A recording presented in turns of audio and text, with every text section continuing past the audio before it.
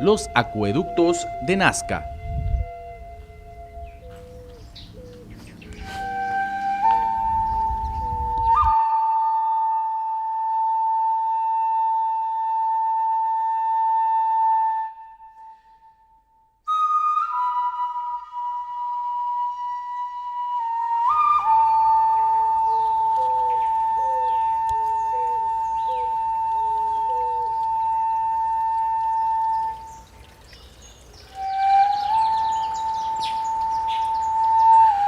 La escasez de agua dificultó el desarrollo de los pobladores del desierto a través de los siglos. Para paliar esta situación, los habitantes de la cultura nazca lograron utilizar el agua de la napa freática del subsuelo mediante una innovación tecnológica, formada por acueductos subterráneos que funcionaron con un sistema de galerías filtrantes.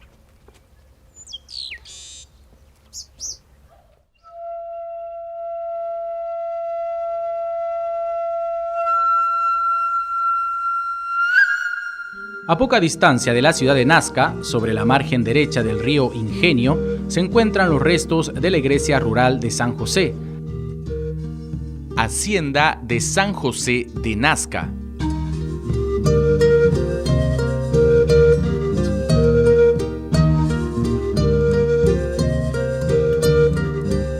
Esta hacienda se situaba en las antiguas tierras del Curacazgo de Cajamarca.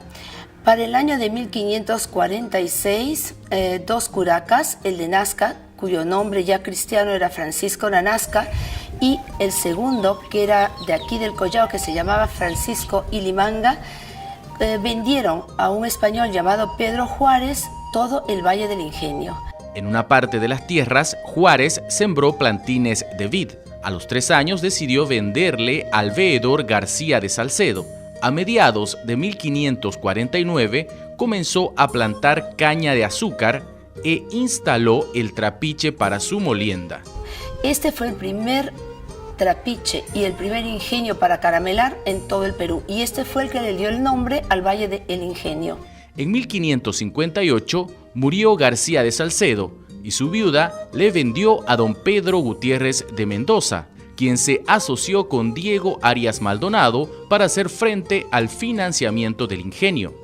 El nieto de Diego Arias, Fernando Arias Maldonado, decidió vender la propiedad a los padres de la Compañía de Jesús. Con el correr de los años, el Colegio de Cusco fue comprando otras tierras aledañas. La mayor parte de las propiedades, ya sea la Hacienda San José o las propiedades anexas, fueron compradas, no fueron obtenidas por donación, y se debe fundamentalmente al pequeño número de pobladores que había en Nazca, motivo por el cual las herencias que recibieron los jesuitas fueron pequeños parrales, pero no grandes extensiones de tierras. En 1619, cuando los jesuitas compraron esta propiedad, construyeron una vivienda la cual tenía una capilla anexa. En los documentos compulsados en el Archivo General de la Nación nos indican que esta capilla de la hacienda se comenzó a construir en 1740. El templo de San José, edificado entre 1740 y 1744, fue el primero en levantarse.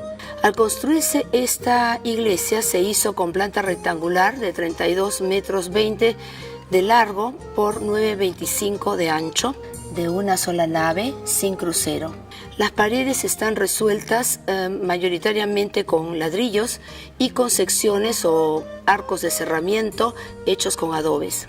Hay una técnica constructiva muy particular de rellenar los grandes arcos de piedra con muros de adobe, y cuenta con una calidad en el diseño y en la riqueza ornamental. Cuenta con el anagrama IHS de la Compañía de Jesús en el techo del coro. Los maestros anónimos emplearon en San José una mezcla de adobes con telares de madera y caña, todo recubierto por gruesas capas de yeso. Toda la bóveda de medio cañón corrido está hecha con cerchas o con arcos fajones armados con cerchas de madera, y luego el cerramiento se hizo con una tarima de cañas.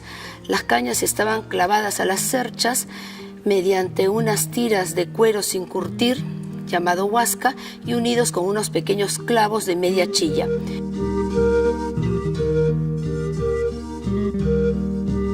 Yo tuve la suerte de formar parte del equipo de científicos y técnicos que desarrolló el plan de manejo de la Pampa de Nazca y Jumana. Obviamente el interés era lo arqueológico.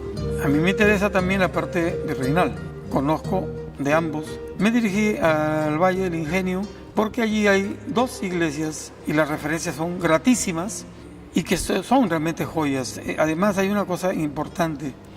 Son arquitecturas jesuíticas. La arquitectura está allí completa, simplemente para recuperar información histórica y hacer la restauración como Dios manda o como San Ignacio manda. Sobre el lado del Evangelio se encontraba la antigua sacristía. En una cartela dentro de la sacristía se registró con pintura mural al temple una tarja la cual contiene la descripción, no solamente la dedicación de la iglesia a mayor gloria de Dios, sino también la fecha de su inauguración, que fue el 19 de marzo de 1744, día de San José. La tarja todavía se mantiene en la actualidad y documenta gráficamente la inauguración del templo. Sobre el lado de la epístola, detrás del muro testero, se encontraba la contrasacristía. Un aspecto interesante y único de esta capilla es que al ingresar por la portada de pie se encuentra una habitación que muchas veces ha sido confundida con un baptisterio. Sin embargo, las fuentes documentales nos señalan que era una capilla de la misericordia, que servía para velar difuntos y que tenía un féretro grande, uno pequeño, paños de luto sobre las paredes y bancas corridas todo alrededor para las vigilias. En el suelo de la nave también tenemos el acceso a la cripta, que está debajo de la nave central y que servía para enterrar a los religiosos y alguna persona destacada, algún hacendado destacado de las inmediaciones. La cripta de San José guarda todavía restos óseos y algunas pinturas en sus muros.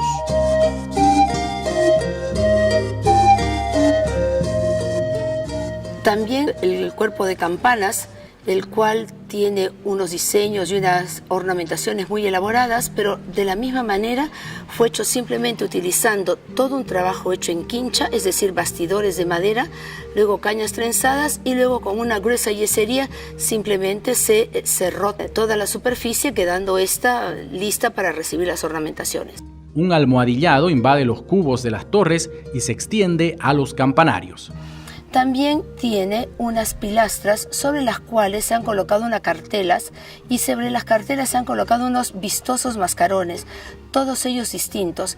En total hay 8 mascarones porque todos ellos se colocaron sobre la fachada o sobre el muro de pies y sobre los laterales. Las fachadas con sus yeserías, si no se han caído por los continuos terremotos, es porque es quincha, gran parte de esa construcción es quincha, la parte superior, y resisten. La portada de pies es un diseño barroco de mediados del siglo XVIII. Tiene el diseño de una portada de retablo estructurada en 2 cuerpos y 3 calles. Las calles están delimitadas por columnas salomónicas. De esta manera fue erigida la portada retablo con el uso de unas particulares columnas salomónicas. Un aspecto interesante es que toda la portada ha sido estructurada como si fuera un verdadero retablo. En la calle central, separando el primer y el segundo cuerpo, hay una ménsula de importantes proporciones, la cual está decorada con hojas de agua. La ménsula está sostenida por un Hermes, el cual tiene la parte inferior del cuerpo vegetal, por lo tanto es un Hermes fitomorfo. A este Hermes fitomorfo le agregaron un par de alas, por lo tanto se trata de un ser alado. Tiene sobre la cabeza y también en las muñecas decoraciones vegetales. Toda esta decoración de la ménsula termina en la parte superior con una decoración de antemas. Fue erigida la portada retablo, terminada en 1744. La fachada principal se incluye entre las obras maestras del barroco en la costa peruana. Esta capilla contaba con un retablo mayor y 2 pequeños retablos colaterales. El retablo mayor fue donado por el antiguo hacendado, que era la familia de la Borda, a los religiosos pasionistas de Lima. Habrá que trasladarse a Lima para ver el altar mayor de la hacienda de San José. cedido en 1950 a la iglesia de Nuestra Señora del Pilar de San Isidro. Allí se ha conservado, es un retablo del siglo XVIII, estructurado con columnas salomónicas o helicoidales. Ha permanecido en su color natural, tal vez porque la orden de expulsión llegó antes de que empezara a dorarse a la hoja.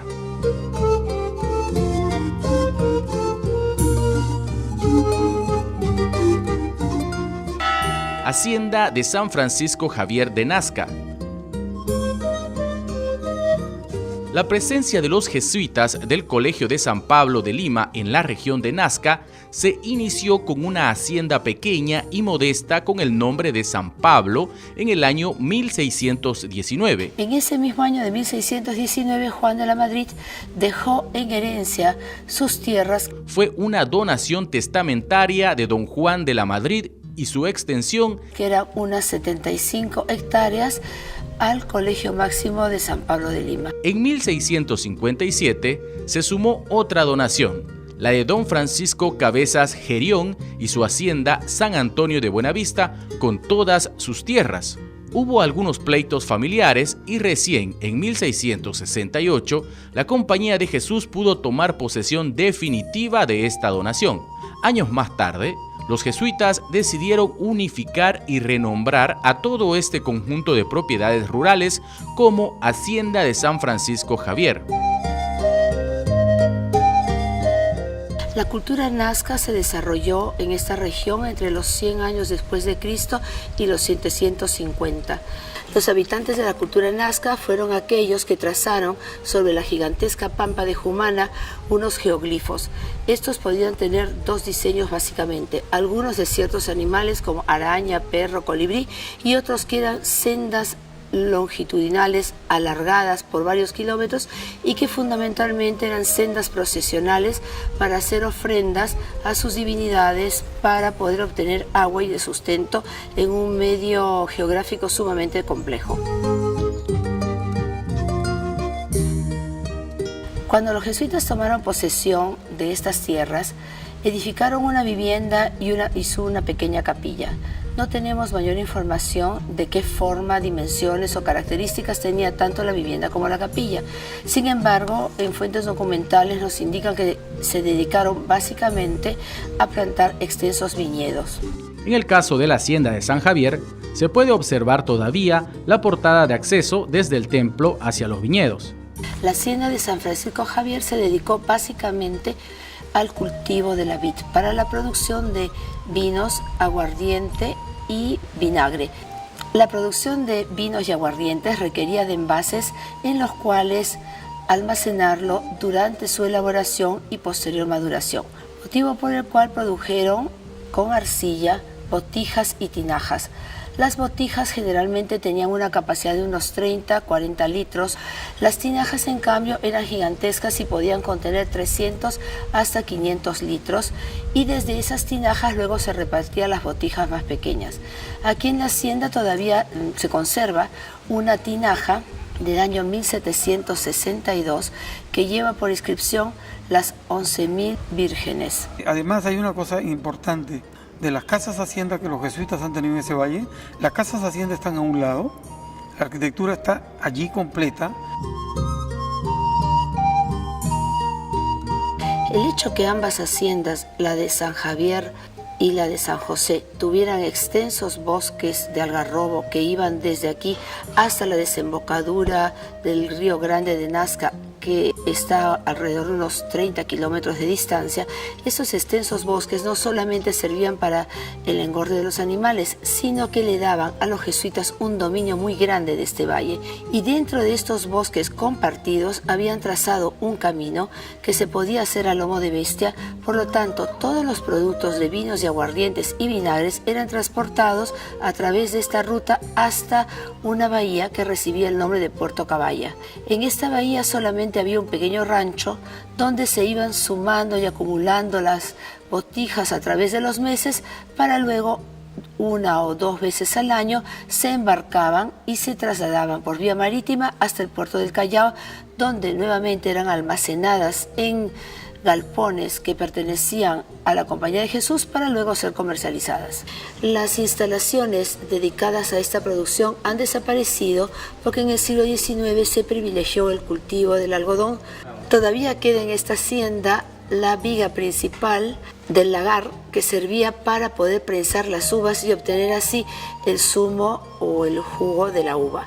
El vino era poco estable, porque cuando se vendía en las regiones andinas e iba a lomo de bestia, tanto en botijas que se rompían con facilidad o en odres de cuero, los caminos andinos son muy complejos, por lo cual muchas veces llegaba ya con un ligero sabor avinagrado.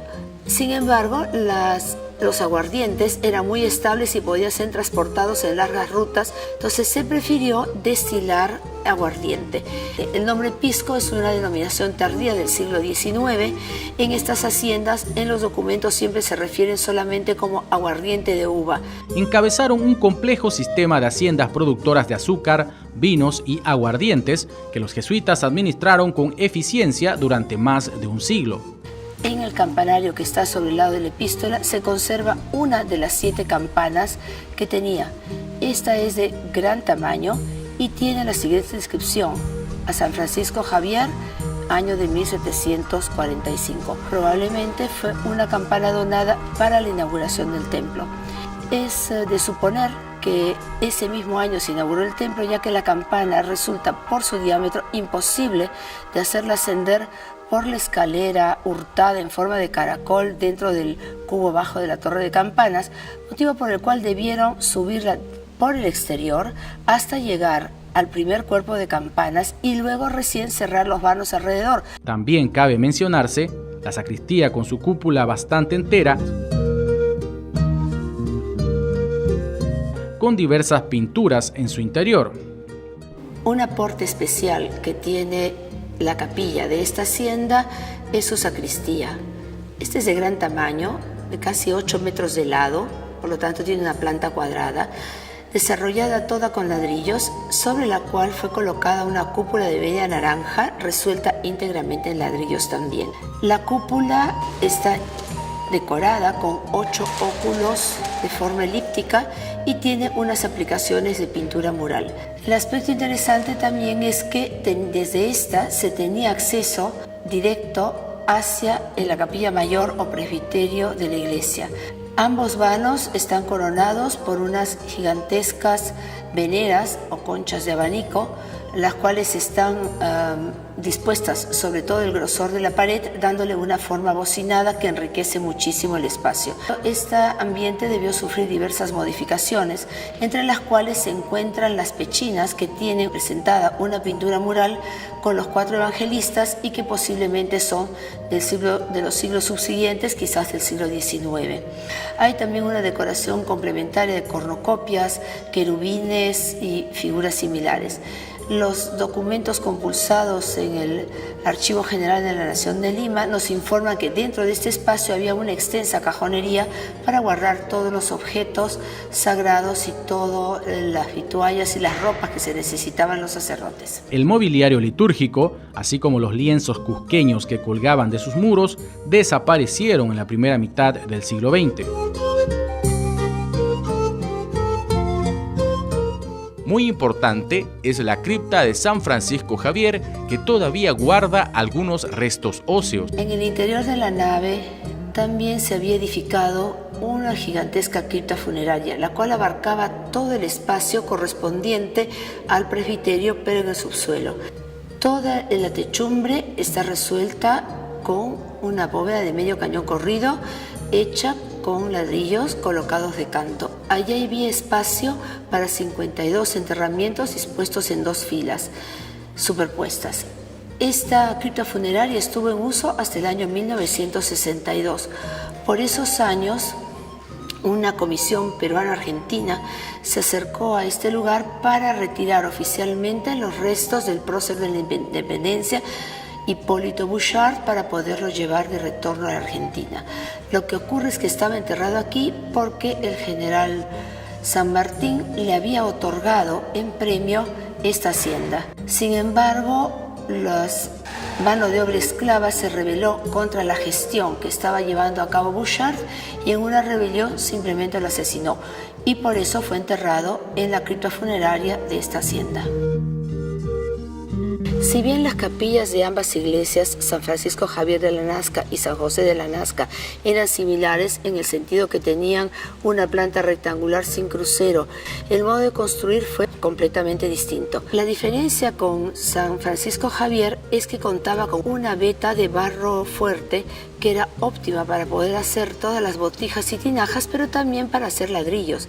Esto ha hecho que la construcción de esta iglesia tenga las paredes hechas con ladrillos, unidos con una argamasa de cal, arena y agua, pero también la bóveda de medio cañón corrido está resuelta con arcos fajones de ladrillos y el mismo cerramiento de la bóveda es de ladrillos dispuestos de canto. Tanto en el interior como en el exterior de la capilla se desarrolló una importante obra de yesería. En el interior, en la nave, existen amplias pilastras que sobresalen del fondo del muro y sobre el espejo de la pilastra se ha realizado una obra de yesería en relieve extraordinaria.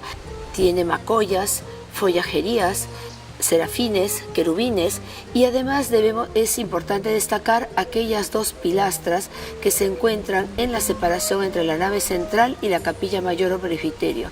Allí se representó una macolla sobre la cual hay un ser humano con dos seres monstruosos que muerden sus mejillas. Este desarrollo iconográfico es sumamente interesante, ya que en el Antiguo Testamento se señala que los serpientes mordían mucho a las personas y éstas morían. Entonces Moisés clamó al cielo pidiendo a Dios que evitara que las serpientes siguieran matando gente, a lo que Dios le respondió: si alguien tiene fe en mí, aunque lo muerda una serpiente, podrá ascender al reino de los cielos y no morirá.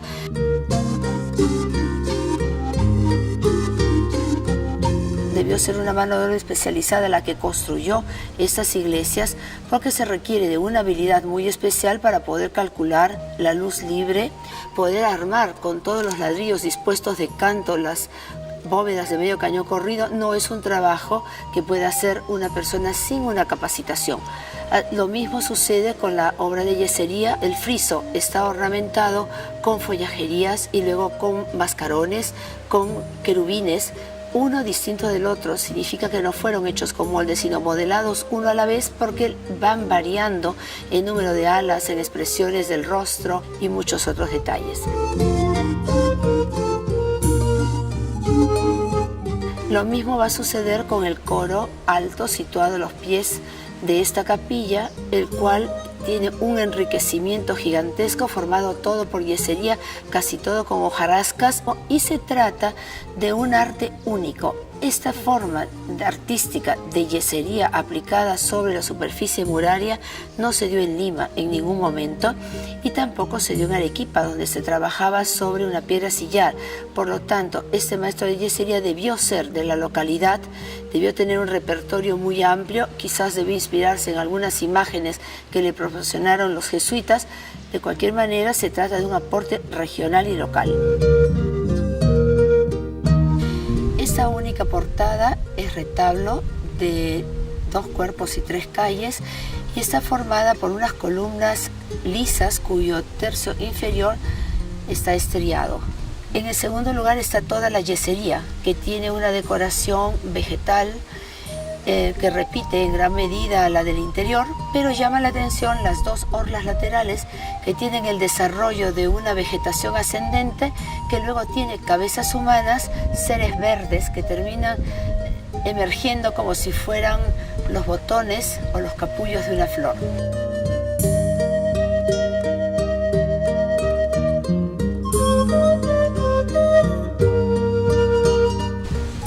Los 24 mascarones están dispuestos tanto sobre la portada de pies como sobre los cuerpos de campanas del campanario. Todos ellos tienen rasgos distintos, por lo tanto fueron modelados uno a la vez. Algunos presentan la boca entreabierta con una argolla en la boca y con una lengua que asoma. Este es un diseño que proviene del Renacimiento europeo, que ha sido interpretado en la región como que fueran representaciones de esclavos con una argolla en la boca, lo cual no tiene un correlato directo, ya que esta temática fue muy utilizada en Europa. El terremoto de mediados del siglo XX hizo colapsar primero uno y luego el otro segundo cuerpo de campanas. En la actualidad solamente subsiste el primer cuerpo. Ese es el motivo por el cual al ver el imafronte o digamos toda la fachada de pies de esta capilla se ve o se nota una cierta desproporción porque es muy ancha con los campanarios muy bajos porque queda faltante el segundo cuerpo. El proceso de evangelización era considerado relevante en este valle, escenario de uno de los desarrollos culturales más antiguos del Perú prehispánico. La hacienda de San José sostenía al Colegio de la Transfiguración de Cusco, mientras que San Javier estaba ligada al Colegio Máximo de San Pablo en Lima. Creo que deberíamos hacer algo por rescatar, para salvar esas dos joyitas. No es justo que un patrimonio tan rico, tan frágil y tan fatigado se encuentre en un nivel de vulnerabilidad máxima. Merecen ser rescatadas como las pampas de Nazca. No todo es arqueología en el Perú. Las haciendas de San Francisco Javier y de San José fueron las propiedades de la Compañía de Jesús con mayor valor económico dentro de la región de Nazca.